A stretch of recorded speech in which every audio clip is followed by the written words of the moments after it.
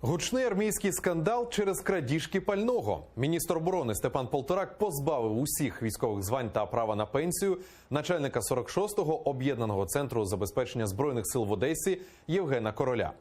Там комісія Міноборони не дорахувалася 206 тонн пального, дизелю, бензину та авіаційного палива. Загалом на майже 6,5 мільйонів гривень.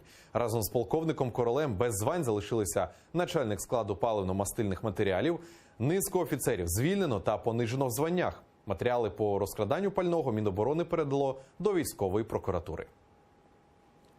Я рахую дії керівництва 46-го окремого центру забезпечення Збройних сил України і офіцерів, які мали контролювати їх, як зраду.